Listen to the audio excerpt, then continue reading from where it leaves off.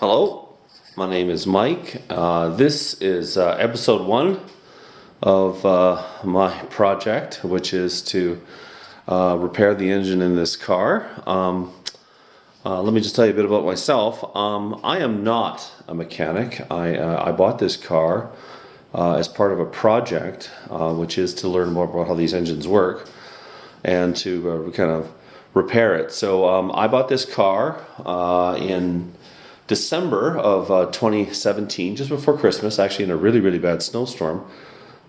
Just west of Calgary here, we went to a little town called Airdrie, and I liked it, and it looks really nice, but there are some issues with it. The primary issue is the issues with the mechanics of the engine that I know of.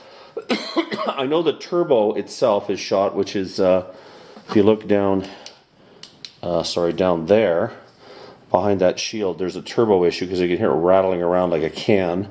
And I also know cylinder number 2, which is actually on this side over here, this side, there's low pressure on it. So I don't know if it's an issue with the bearings or a gasket or whatever, but until we rip it out, I can't really do a whole lot. So no, I've already drained the oil. I can't really tell from the oil that I've drained from the vehicle here if there's issues with, and I don't see any kind of silver speck, so it doesn't look like there's issues with maybe the main bearing, because I thought maybe one of the bearings has spun, but I don't know. As we get into this engine, I can see at least the head gaskets from underneath are leaking. There is a major oil leak. It looks like the main seal is gone too. But as we get into tearing this apart more and more, we'll get a better sense of what happened here, I think. I'm hoping. Let's see here. Let's just go back here. When I wanted to kind of document this to begin with. And again, I'm not a mechanic, but I've been able to fix a few things. When I purchased this car, one of the things that I noticed with it was there was an issue with the ABS light was on, the airbag light was on, the traction control light was on, and I think the brake light was on, whether the brake handle was up or down. Now this car looked like it had been sitting for a while, so I wasn't too concerned about the ABS and all that stuff. The airbag really kind of concerned me quite a bit. And let me just show you one thing, how I fixed, I fixed all of those trouble lights actually. And the airbag light is, there's some sensors, there's a board in here, if you can see this up here where my finger is, that I took the circuit board out, resoldered it, put it back together. That seemed to fix the airbag issue. The ABS thing, I took out one of the rear brake lights. I replaced both of them, but the one on the left over there actually had a very inexpensive LED type bulb that was burnt out. I know that can cause that the ABS system to go out as well, or the trouble light to come on. The other thing I did is I did clean. I didn't replace the sensors, the ABS sensors, which are here. They go down in there for both the front, left, and right. I did clean those out, put them back in. So now I don't have any trouble lights. Right? The ABS, the airbag, the traction control, the brake light, they all are off when the engine is running. And just so you know, the engine does run. It's not going to drive very far, but that's one thing that I wanted to kind of start. So now what I'm going to do now is I have drained the motor oil, I have drained the radiator fluid, and in the subsequent videos, what I'm hoping to do is document the pieces that I'm going to take apart, the order I take it apart. I just wanted to show you one thing, and this is an idea that I got actually from Brian. He's got a really great website, Brian's Mobile One out of Utah. Super nice guy. Wow, just fantastic. And one of the things I want to use is I'll use these Sharpies to document with dots or X's, different color code, of where each hose and where each connector goes. That way I know how to put it back together, because I'm not a mechanic. There's a lot of airline hoses, there's air pumps, and a lot of things just to help me document what's going on. So I'm going to be using this to document hoses, and if I ever have to replace a hose, I can just color code it and replace the hose, because I fully expect that some of these hoses probably need to be replaced. I can tell that some of the ground straps that are underneath this engine, one is already off. That should be replaced. That's not a big deal to fix though. So the other thing I'm going to do is eventually, after I'm focused on the engine, I will do the brakes. The brakes do need to be done. The front shocks are leaking. I can tell that they need to be done as well. But I'm not going to do that first. I want to just focus on the engine first. And again, my goal is to kind of learn how to do this, and I will make mistakes, and I will clearly document them for all to know. But this is more just about me learning how this works, how it's done, and just to get a bit of understanding of how the engine is. So one thing I can already tell you is the lug nuts that now I wasn't sure, I don't know if you can see that very well. This is a lug nut that was on this car on all the four wheels. Now I thought, oh well, a 17 mil socket will fit on that.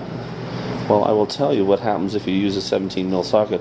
Eventually you will sacrifice one of your nice 17 mil Tektron sockets to this thing, and I cannot get this out, by the way.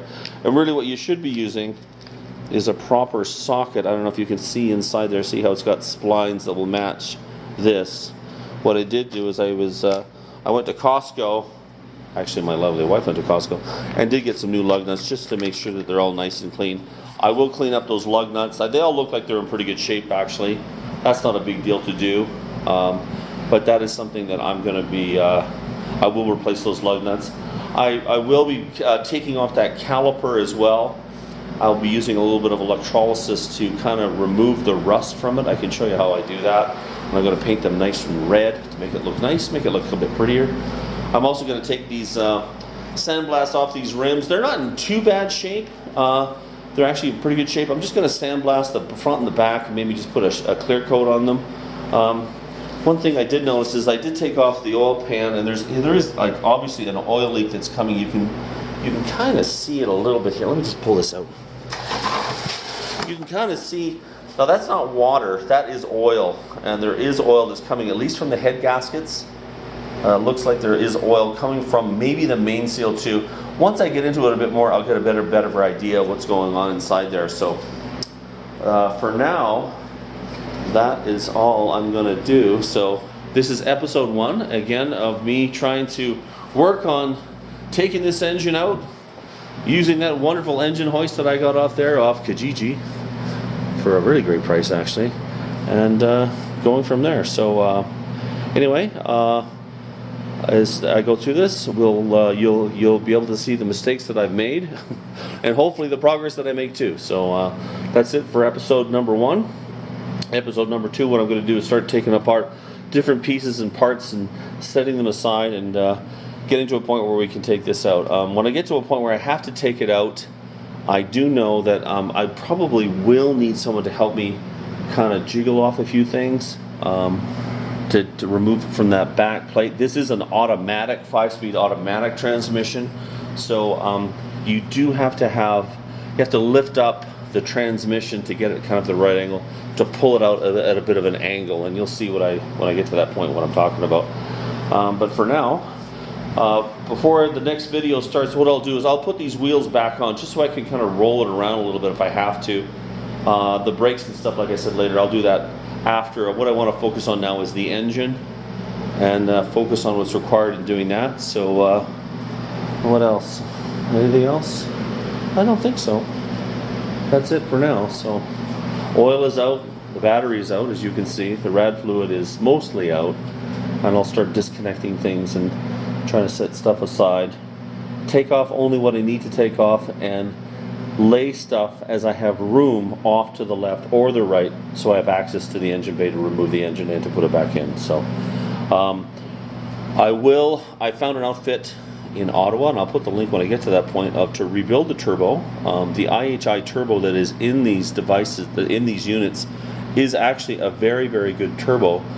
This car, as an American car, although it's in Canada, it's been registered in Canada, has 142,000 miles on it. It does look like it's the original engine. It does look like it's the original turbo. So that's actually not too bad for a car, right? 10-year-old car, right? But we'll see if we can get it back up and running and document it as we go. So that's it for me, and we'll see you next time. Take care.